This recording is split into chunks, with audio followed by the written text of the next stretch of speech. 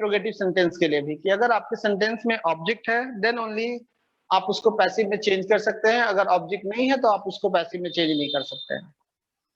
उसके बाद था कि सबसे पहला काम था कि अगर ऑब्जेक्ट है तो उसको पैसिव में चेंज किया जा सकता है। तो उसके बाद हम लोगों को सब्जेक्ट ऑब्जेक्ट ये दोनों पहचानना जरूरी है कि किस तरह से सब्जेक्ट और ऑब्जेक्ट की आइडेंटिफाई करते हैं। तो सब्जेक्ट और ऑब्जेक्ट के आइडेंटिफिकेशन के लिए आपको मैंने एक तरीका बताया था कि सेंटेंस में जो भी एक्शन वर्ड है उस एक्शन वर्ड से एक क्वेश्चन करेंगे हु, जो आंसर आता है वो कहलाता है सब्जेक्ट, और फिर दो और क्वेश्चंस करेंगे व्हाट और हुम, अगर आंसर आता है तो वो होगा ऑब्जेक्ट। सेंटेंस में ऑब्जेक्ट होना कंपलसरी नहीं है लेकिन सब्जेक्ट और वर्ब का होना कंपलसरी है।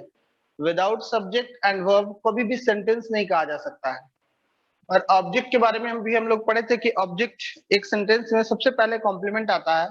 कॉम्प्लीमेंट का ही एक पार्ट है ऑब्जेक्ट, और उस ऑब्जेक्ट को दो पार्ट में डिवाइड किया गया है, डायरेक्ट ऑब्जेक्ट और इनडायरेक्ट ऑब्जेक्ट, है ना। ये रूल देखिए एक छुटा हुआ है डायरेक्ट ऑब्जेक्ट और इनडायरेक्ट ऑब्जेक्ट का, कि अगर किसी सेंटेंस में दो दो ऑब्जेक्ट हो तो डायरेक्ट और इनडायरेक्ट होता है, ये तो मैंने बताया था। लेकिन जब दो ऑब्जेक्ट हो तो उसको पैसिव में कैसे चेंज, माइक है ना। माइक ऑफ हो गया आपका। माइक ऑफ हो गया, हेलो। माइक बोल रहा है बच्चा लोग के ऑफ हो गया। माइक तो ऑन है, आवाज जा रही है। Yes yes sir. समझ गया। तो हम यहाँ लिख देते हैं एक डायरेक्ट ऑब्जेक्ट और इनडायरेक्ट ऑब्जेक्ट, ये अभी टॉपिक एक बचा हुआ है वो अभी बताते हैं, है ना। पहले इसको बता ही देते हैं फिर उसके बाद हम लोग रिवीजन करेंगे। तो जैसे अगर लिखते हैं कि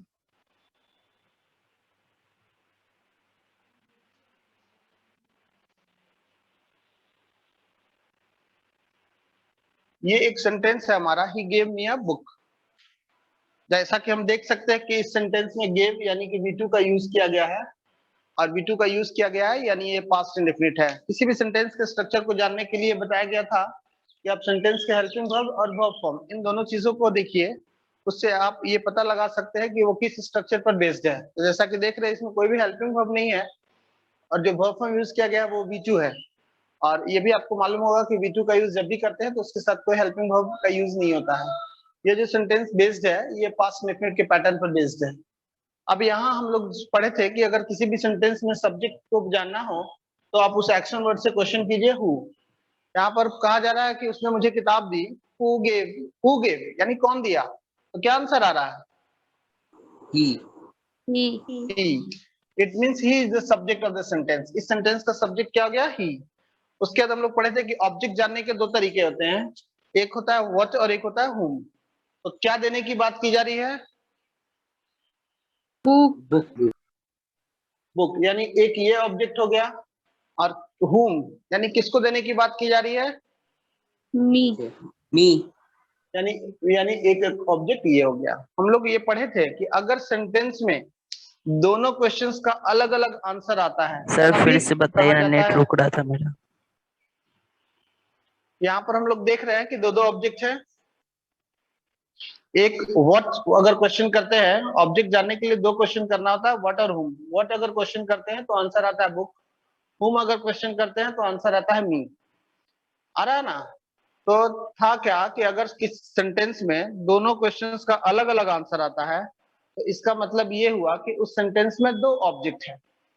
और यहाँ हम देख सकते हैं व्हाट का आंसर आ रहा है बुक और हुम का आंसर आ रहा है मी, यानी कह सकते हैं कि यहाँ पर व्हाट का अलग आंसर है और हुम का अलग आंसर है।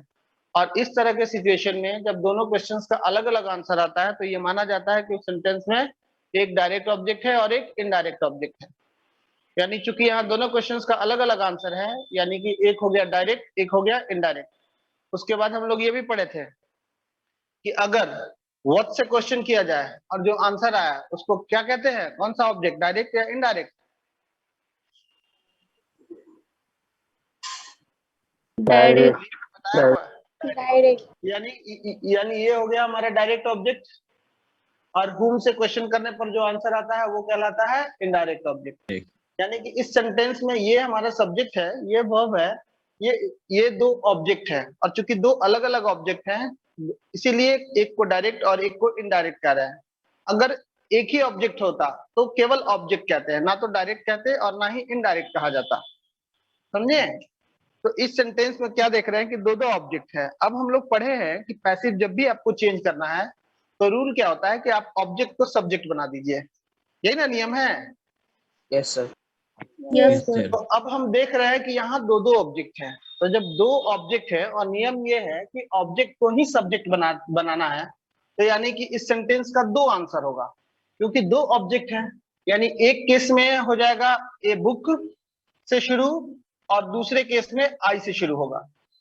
क्यों? क्योंकि अगर हम इसको ऑब्जेक्ट मान लेते हैं, चूंकि दो ऑब्जेक्ट है और नियम है कि ऑब्जेक्ट को ही सब्जेक्ट बनाया जाता है, तो अगर हम लोग इसको ऑब्जेक्ट मानते हैं तो यानी कि ये सेंटेंस का पैसिव जो बनाएंगे तो आई से शुरू होगा। Yes, sir. Yes, sir. बोलिए। और जब इसको ऑब्जेक्ट मानते हैं तो उस सेंटेंस का आंसर ए बुक से शुरू होगा। Yes, sir. Yes. अब ये जो सेंटेंस दिया गया पास्ट डिफिनिट है, और पास्ट डिफिनिट के पैसिव का स्ट्रक्चर होता है सब्जेक्ट प्लस वॉज या वो प्लस V3 होता है ना। पास्ट डिफिनिट के पैसिव का स्ट्रक्चर होता है सब्जेक्ट प्लस वॉज वो प्लस V3। यानी इस सेंटेंस को जब हम पैसिव बनाएंगे तो दो तरीके से बना सकते हैं, एक तो शुरू होगा ए बुक से और दूसरा होगा आई से। तो ए बुक के साथ वॉज वो में क्या यूज करेंगे? Was. Was. A book was given हो जाएगा ना, और यहाँ हो जाएगा आई वॉज गिवन। हो गया। Yes, sir. अब देखिए नियम क्या आता है। अब इसके बाद हम लोग को लिखना होगा, क्योंकि इस सेंटेंस में हम लोग मी को ले लिए तो आई से शुरू कर रहे हैं, इस सेंटेंस में ए बुक को ले लिए तो ए बुक से शुरू कर रहे हैं। अब अगर हम लोग थोड़ी देर के लिए मानते हैं, फर्स्ट सेंटेंस को ऑब्जर्व करते हैं। फर्स्ट सेंटेंस में मेरा आंसर आ रहा है ए बुक वॉज गिवन। अभी तक इस मी का कोई डिस्कशन हम लोग किए हैं? No, sir. sir. Sir. नहीं किए हैं। और दूसरे वाले सेंटेंस में मी से यानी आई से शुरू कर रहे हैं, तो इसमें ए बुक का कोई डिस्कशन नहीं किए हैं। नहीं कर. तो लिखना तो उसको भी होगा, लिखना उसको भी होगा ना। Yes, sir. Yes. हाँ तो चलिए कॉपी Yes, में sir. पहले नोट कीजिए, रूल पहले नोट कीजिए, उसके बाद फिर हम लोग देखते हैं आगे क्या होगा। देखिए in in the case of direct and indirect object, in case of direct and indirect object,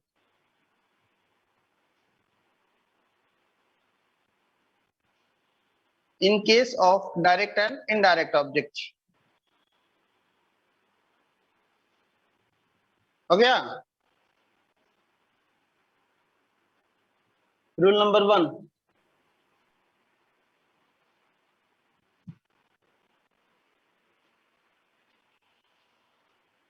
if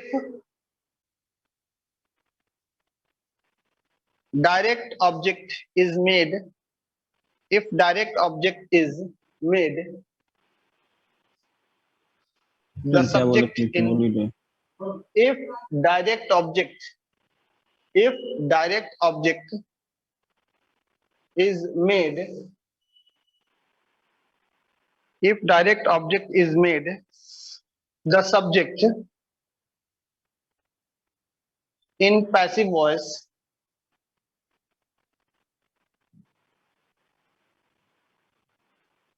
लिख लिए हैं? Yes, sir. टू लिखना है इस तरीके से, two is used before the indirect object, two is used before the indirect object.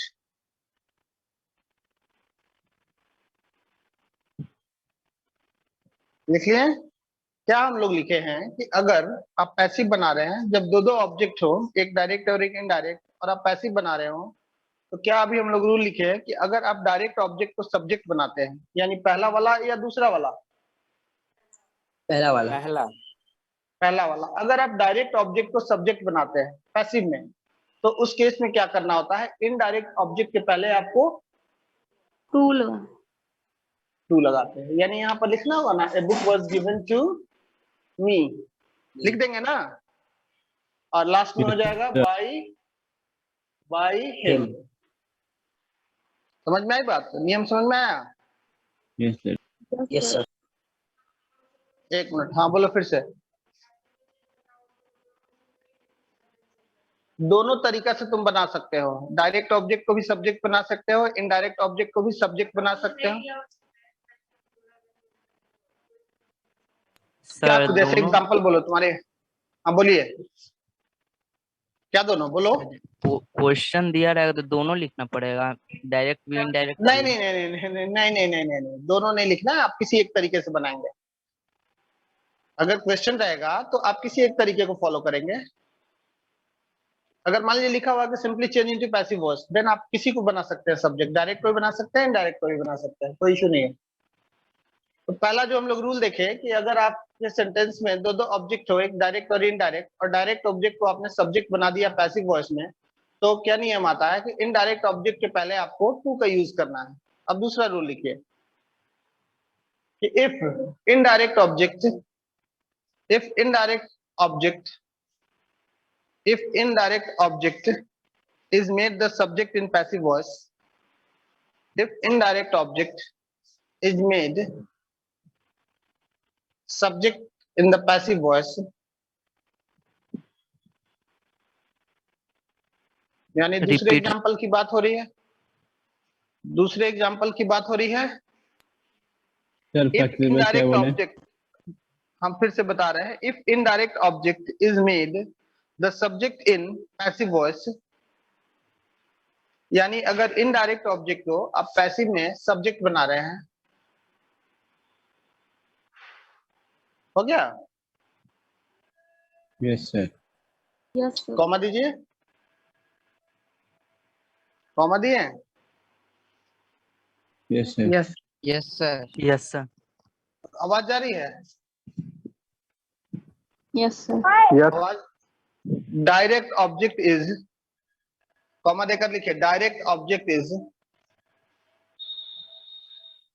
Considered as a complement, direct object is considered as a complement.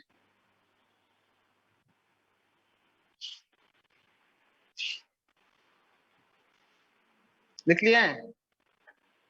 Yes, sir. Direct object is yes sir. Considered as a, direct object is considered as a complement. मतलब क्या हुआ कि अगर आपने indirect object को subject बनाया, यानी यहां पर, तो क्या करते हैं, डायरेक्ट ऑब्जेक्ट को कॉम्प्लीमेंट कंसीडर किया जाता है पैसिव में, और कॉम्प्लीमेंट कंसीडर किया जाता है तो हम लोग रूल ऑलरेडी पढ़े हुए हैं कि किसी भी सेंटेंस में, यानी ये अगर ये आपका मेन ऑब्जेक्ट हो गया और ये हो गया कॉम्प्लीमेंट, यानी कि हम लोग रूल पढ़े हुए हैं कि अगर किसी भी सेंटेंस में कॉम्प्लीमेंट हो तो कॉम्प्लीमेंट को V3 के जस्ट बाद लगाते हैं, बाद में लगाते हैं ना। क्या हो जाएगा, I was given a book by him, ये आंसर हो गया। समझ में आया? Yes yes sir. सर इसमें क्या टू नहीं करना है कि लगता है। नहीं लगता है, वही ना लिखे हम लोग कि इसको कंप्लीमेंट मान लिया जाता है, और जब भी कंप्लीमेंट मानते हैं तो कंप्लीमेंट का रूल पहले से पढ़ा हुआ है कि कंप्लीमेंट अगर किसी सेंटेंस में हो तो उसको V3 के ठीक बाद लगाते हैं, लेकिन सर, एक कंप्लीमेंट और में कोई बताइए एडवर्ब ना। हो। क्या, फिर से बोलिए। नियम था सर, एक कि और। अगर किसी सेंटेंस, क्या एक और एग्जाम्पल, एक और क्या yes sir, example yes sir, बोल रहे यस हो? Sir, example. हाँ लिखिए आप लोग खुद से कॉपी में, he will teach you English, he will teach you English, he will teach you English।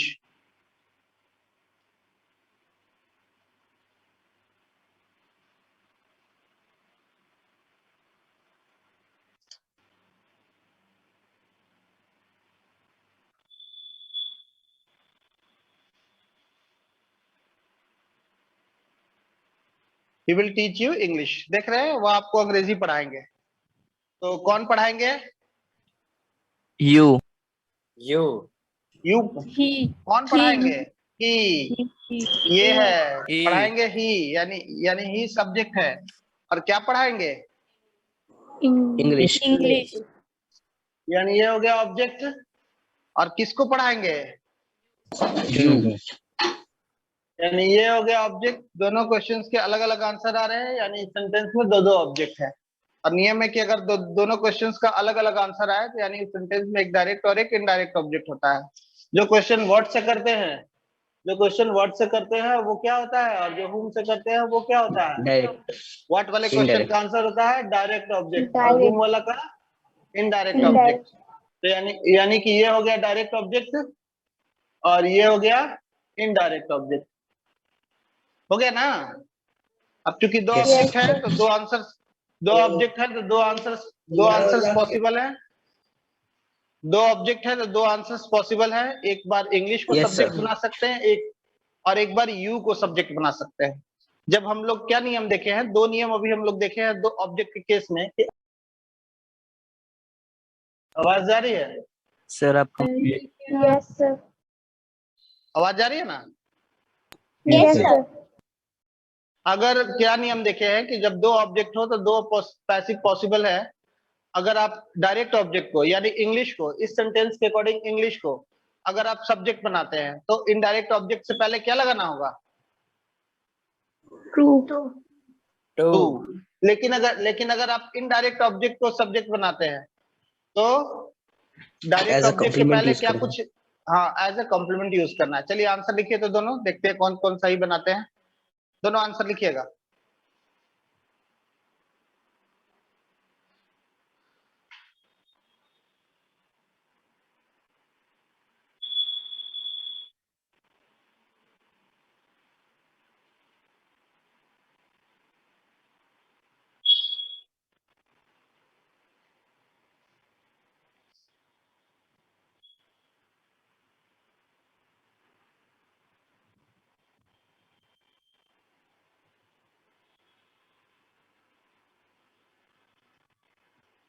Sir हो गया।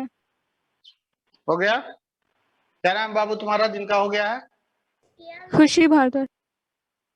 खुशी भारद्वाज। अच्छा, बोलो तो तुम बना रही हो पहले इनडायरेक्ट ऑब्जेक्ट को सब्जेक्ट बना रही हो।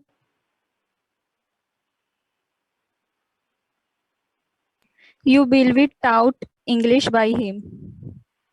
You will be taught English by him. देखिए ये बच्चे क्या किया है कि इसको पहले सब्जेक्ट बना रही है, यानी इनडायरेक्ट ऑब्जेक्ट को, यानी रूल नंबर 2 फॉलो करना है। You will be taught English by him. क्या किया हम लोग? रूल नंबर 2 क्या था कि अगर आप इनडायरेक्ट ऑब्जेक्ट को सब्जेक्ट बना देते हैं पैसिव में तो इन डायरेक्ट ऑब्जेक्ट को कॉम्प्लीमेंट के तौर पर लिख दिया जाता है, और कॉम्प्लीमेंट हमेशा किसी भी सेंटेंस से V3 के जस्ट बाद लिखते हैं। यानी क्या हो गया? You will be taught English by him. और जो पहला रूल था कि अगर आप इसको सब्जेक्ट बनाते हैं, अगर आप इसको सब्जेक्ट बनाते हैं तो क्या करना होता है कि इनडायरेक्ट ऑब्जेक्ट से पहले आपको क्या यूज करना होता है? टू यूज करना होता है। चलिए इसका आंसर कोई बताइए, नाम अपना पहले बताइए और फिर आंसर बताइए। कोई और? कोई दूसरा बच्चा? Sir, Aditya. आदित्य, बोलो बाबू। English will be taught to you by him. हाँ, English will be taught to you by him. क्या करेंगे? लिख देंगे इंग्लिश विल बी टॉट। अब यहाँ पर हमें लिखना है यू, जो कि इस सेंटेंस का इनडायरेक्ट ऑब्जेक्ट है। तो नियम यही था कि अगर आप डायरेक्ट ऑब्जेक्ट को सब्जेक्ट बना रहे हैं तो इनडायरेक्ट ऑब्जेक्ट से पहले क्या लिखना है? Two. Two. English will be taught to you by him.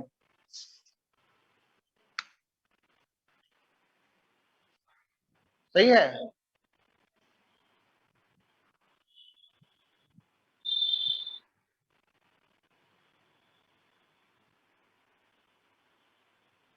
कोई दिक्कत किन्हीं को? No, sir. ये डायरेक्ट इनडायरेक्ट ऑब्जेक्ट का रूल समझ में आया? Yes, sir. Yes, sir.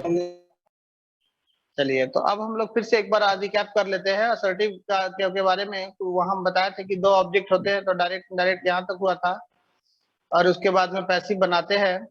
Passive के केस में क्या होता है, कभी कभी सेंटेंस में केवल सब्जेक्ट वर्ब ऑब्जेक्ट होता है, कभी कभी सब्जेक्ट वर्ब ऑब्जेक्ट और साथ में कॉम्प्लीमेंट भी होता है।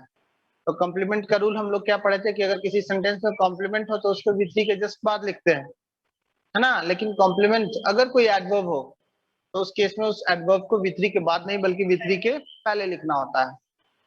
सीधा सीधा कॉम्प्लीमेंट का रूल होता है कि complement is used after V3 in passive voice, but the exception is that if the complement is in the form of an adverb, then that will be used not after the V3, it will be used before with 3। Common rule के according complement with 3 के बाद लिखते हैं, लेकिन अगर complement कोई adverb हो तो उसे with 3 के पहले लिखना होता है। इसके बाद हम लोग पढ़े थे कि कुछ ऐसे केसेस होते हैं जहां पर प्रीपोजिशन प्लस ऑब्जेक्ट का यूज नहीं किया जाता है, यानी जो जनरली जो बाई ऑब्जेक्ट होता है, बाई ऑब्जेक्ट के नाम से ही ज्यादा फेमस है, रियल में वो प्रीपोजिशन प्लस ऑब्जेक्ट होता है। तो कुछ ऐसे सिनारियोज होते हैं जहां पर प्रीपोजिशन प्लस ऑब्जेक्ट का यूज ही नहीं किया जाता है। वो सारा रूल हम लोग पढ़े हुए हैं, पढ़े ना, है ना। Yes, sir. Yes, sir. उसके बाद हम लोग रूल पढ़े थे कि कुछ ऐसे सेंटेंसेस मिलेंगे आपको जहां पर प्रीपोजिशन बाय ना होकर के अलग अलग प्रीपोजिशन यूज किया जाता है। सब कुछ डिपेंड करता है सेंटेंस का वर्ब क्या है, वर्ब के अकॉर्डिंग ही प्रीपोजिशन का यूज किया जाता है। तो वो भी हम लोग पढ़े हैं कि कहीं एट लगता है, कहीं लगता है, कहीं टू लगता है, कहीं विथ लगता है ना। फिर इसी में एक दूसरी कड़ी थी फ्रेजल वर्ब, कि अगर सेंटेंस में फ्रेजल वर्ब का यूज किया गया है तो उसको जब पैसिव बनाते हैं तो एक साथ दो दो प्रीपोजिशन हो जाते हैं। और फ्रेजल वर्ब की सबसे बड़ी बात क्या है कि अकॉर्डिंग टू प्रीपोजिशन वर्ब का मीनिंग चेंज होता रहता है। एक एग्जांपल आपको शायद बताए थे हम, किस चीज का, लुक का। लुक का एग्जांपल बताया नहीं, हाँ, तो लुकिंग का एग्जांपल दिया गया था कि लुक के साथ जब विथ लगाते हैं, फॉर लगाते हैं तो अलग मीनिंग है, लुकअप का अलग मीनिंग है, लुक इनटू का अलग मीनिंग होता है, लुक अपॉन का अलग मीनिंग होता है, लुक फॉर का अलग होता है। तो वो जैसे जैसे प्रीपोजिशन चेंज होता है वैसे वैसे सेंटेंस की मीनिंग, उस फ्रेज की मीनिंग बदलती रहती है। यहाँ तक हम लोग का पढ़ा हुआ है ना। और तो कुछ शायद नहीं है, पढ़ा दिए थे। अब हम लोग को करना क्या है कि अगर आपका असर्टिव सेंटेंस कंप्लीट है तो सेम उसी प्रोसेस से इंट्रोगेटिव सेंटेंस का भी पैसिव बनता है। सारे रूल रेगुलेशन सब कुछ सेम है, बस नया एक दो नियम पढ़ना है और इस तरह से आपका इंट्रोगेटिव कंप्लीट हो जाएगा। तो आज हम लोग इंट्रोगेटिव शुरू करने जा रहे हैं, ठीक है। असर्टिव में किन्हीं को कुछ कहना है? असर्टिव सेंटेंस में किन्हीं को कोई परेशानी?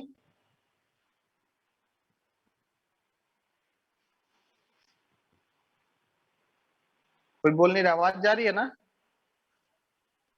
Yes, sir, आ रही है। असर्टिव सेंटेंस में किन्हीं को कोई परेशानी है क्या? No, sir. नहीं।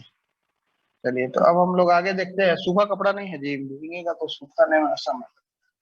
तो इंट्रोगेटिव सेंटेंस के बारे में हम लोग शुरू करते हैं। सबसे पहले हम लोग एक बेसिक डिफरेंस समझते हैं कि असर्टिव सेंटेंस और इंट्रोगेटिव सेंटेंस में लगभग सब कुछ सिमिलर होता है, बस एक दो चेंजेस होते हैं। असर्टिव और इंट्रोगेटिव सेंटेंस में अप्रोक्सीमेटली सब कुछ सिमिलर होता है, बस एक दो चेंजेस होते हैं। और जो तीसरा सेंटेंस है इंपरेटिव, चौथा जो सेंटेंस है ऑप्टेटिव, पांचवा जो सेंटेंस है एक्सक्लेमेटरी, बिल्कुल डिफरेंट होते हैं।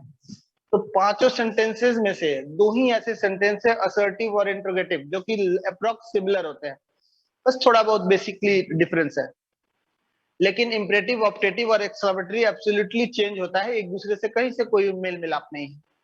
तो असर्टिव और इंट्रोगेटिव का जो बेसिक डिफरेंस होता है वो हम लोग पहले समझते हैं कि एक असर्टिव सेंटेंस अगर लिखते हैं और एक इंट्रोगेटिव सेंटेंस लिखते हैं तो दोनों के बीच का बेसिक डिफरेंस क्या होता है कि असर्टिव में हमेशा सब्जेक्ट पहले होता है और हेल्पिंग वर्ब उसके बाद होता है, लेकिन इंट्रोगेटिव सेंटेंस में हेल्पिंग वर्ब हमेशा पहले होता है और सब्जेक्ट बाद में होता है। असर्टिव सेंटेंस के लास्ट में फुल स्टॉप होता है और इंट्रोगेटिव सेंटेंस के लास्ट में क्वेश्चन मार्क होता है। यही एक फर्क है असर्टिव और इंट्रोगेटिव का, दो डिफरेंसेस हैं। क्या समझे हम लोग कि अगर असर्टिव सेंटेंस होगा कभी भी तो उस सेंटेंस में, असर्टिव सेंटेंस में हेल्पिंग वर्ब सब्जेक्ट के बाद होता है और इंट्रोगेटिव सेंटेंस में हेल्पिंग वर्ब सब्जेक्ट के पहले होता है। जैसे एग्जांपल अगर हम लोग देख कहते हैं कि Ayush was reading a book, Ayush was reading a book, इस सेंटेंस का हेल्पिंग वर्ब क्या है? वाज। अब आपको देखना है कि वाज का यूज सब्जेक्ट के पहले किया गया है या बाद किया गया है? सब्जेक्ट के बाद। तो यानी ये कौन सा सेंटेंस हुआ, असर्टिव हुआ या इंट्रोगेटिव हुआ? Assertive. और इसी सेंटेंस को अगर हम लोग को इंट्रोगेटिव मोड में ले जाना होगा तो क्या कहेंगे? Where Ayush are reading book. Ayush के साथ वो का यूज नहीं किया जाता है, वॉज का किया जाता है। मैंने भी जो एग्जांपल दिया था उसमें मैंने कहा था Ayush was reading a book और आप वो से शुरू कर रहे हैं। फिर से बोलिए, Ayush was reading a book, ये कौन सा सेंटेंस है? assertive, क्यों assertive है ये? क्योंकि Subject के हेल्पिंग बाद वर्ब का helping verb है। यूज सब्जेक्ट के हाँ, बाद। क्योंकि हेल्पिंग वर्ब का यूज सब्जेक्ट के बाद किया जा रहा है। अगर सेम सेंटेंस को हम लोग को इंट्रोगेटिव मोड में लिखना होगा तो क्या कहेंगे? Was Ayush reading a book? Was Ayush reading a book. तो एग्जांपल अगर हम लोग देखते हैं असर्टिव का, तो यहाँ लिखना होगा आयुष हैज अ पेन। एक सेंटेंस हो गया। और दूसरा सेंटेंस हो गया हैज आयुष अ पेन। यहाँ हम देख सकते हैं कि इस सेंटेंस में सब्जेक्ट आयुष है और इस सेंटेंस में सब्जेक्ट आयुष है। फर्क क्या है कि इस सेंटेंस में सब्जेक्ट प्लस हेल्पिंग वर्ब का कॉम्बिनेशन है और इस सेंटेंस में हेल्पिंग वर्ब प्लस सब्जेक्ट का कॉम्बिनेशन है।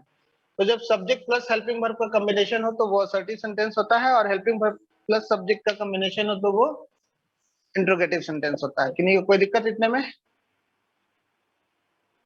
असर्टिव और इंट्रोगेटिव की पहचान कर लेंगे ना आप लोग अब? Yes sir. Yes sir.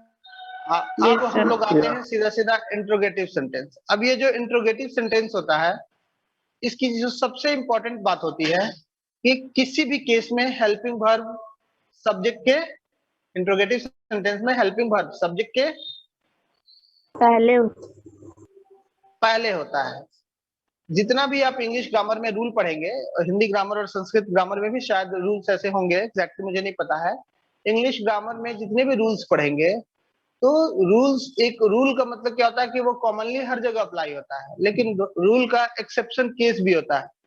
Exception case क्या होता है? जैसे कॉम्प्लीमेंट का हम लोग एक रूल पढ़े थे कि कॉम्प्लीमेंट का यूज विथ के बाद करते हैं ना? कॉम्प्लीमेंट का यूज विथ के Yes, बाद sir. करते हैं। लेकिन हम लोग एक और रूल पढ़े हैं कि अगर कॉम्प्लीमेंट कोई एडवर्ब हो तो उस केस में उसका यूज कहाँ करते हैं? V3 के पहले करते हैं, है ना? तो उसी तरीके से ये जो अभी हम लोग, आवाज जा रही है ना? उसी तरीके से आवाज जा रही है ना? उसी तरीके से रूल अभी हम लोग पढ़ रहे हैं कि अगर किसी सेंटेंस में हेल्पिंग वर्ब का यूज सब्जेक्ट के बाद हो तो वो इंट्रोगेटिव होता है। यानी इंट्रोगेटिव सेंटेंस का जो सबसे बेसिक आइडेंटिफिकेशन है वो ये है कि इंट्रोगेटिव सेंटेंस में हेल्पिंग वर्ब हमेशा सब्जेक्ट के पहले होता है। इंट्रोगेटिव सेंटेंस में हेल्पिंग वर्ब हमेशा सब्जेक्ट के पहले होता है, करेक्ट? Yes sir. लेकिन इस रूल का भी एक्सेप्शन मिलेगा हम लोगों को कुछ देर के बाद, शायद आज मिले या नेक्स्ट क्लास में मिले।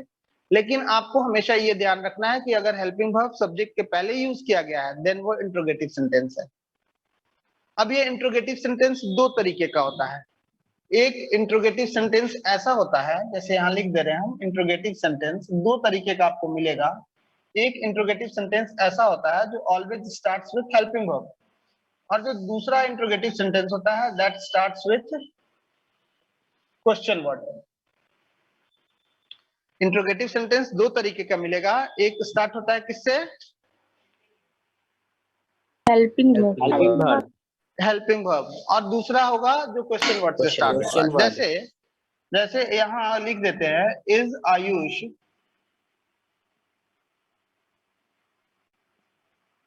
प्लेइंग। इज आयुष प्लेइंग, यहाँ हम देख सकते हैं कि इज पहले है और आयुष बाद में है, यानी हेल्पिंग वर्ब पहले है और सब्जेक्ट बाद में है ना? और एक दूसरा सेंटेंस लिख देते हैं वेयर इज आयुष प्लेइंग।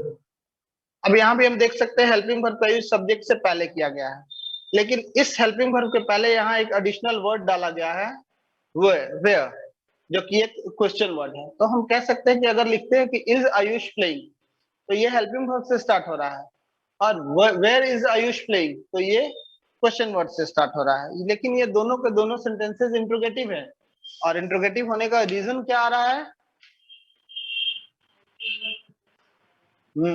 क्या रीजन है? बताइए कोई। पहले हेल्पिंग वर्ब है। बस यही रीजन हमेशा याद रखना है कि ये दोनों इंट्रोगेटिव इसलिए हैं क्योंकि इन दोनों सेंटेंसेस में हेल्पिंग वर्ब का यूज सब्जेक्ट के पहले किया गया है, इसी वजह से ये इंट्रोगेटिव है ना?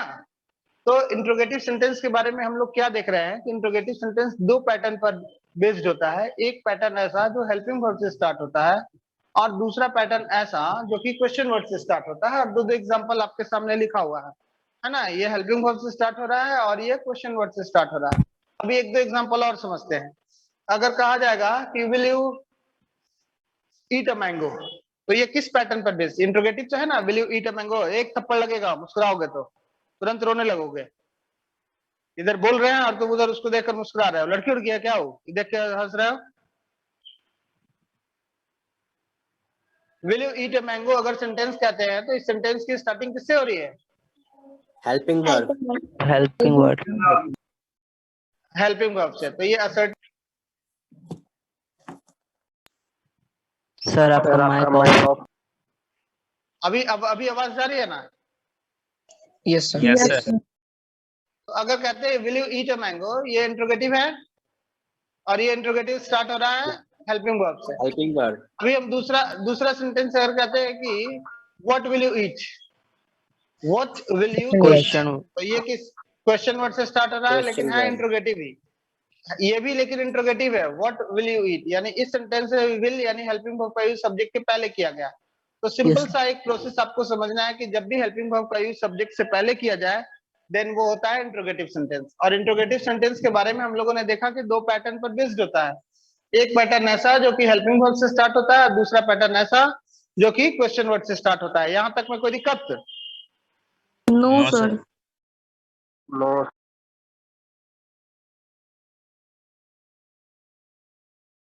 सर, माइक ऑफ हो गया आपका।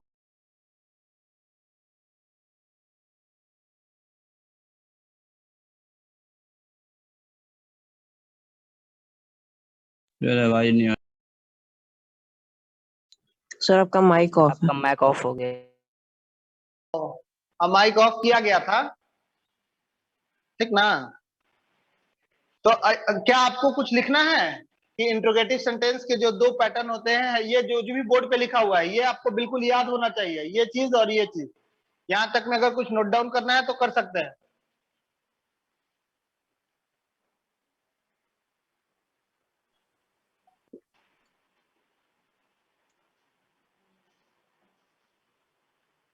आवाज आ रही है?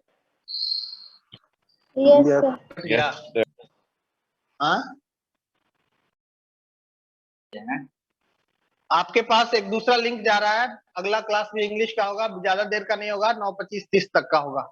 उसके बाद में दूसरा सब्जेक्ट फिर आपका स्टार्ट होगा। सर 9:30 9:30 में में क्लास शुरू साइंस होगा। ना है।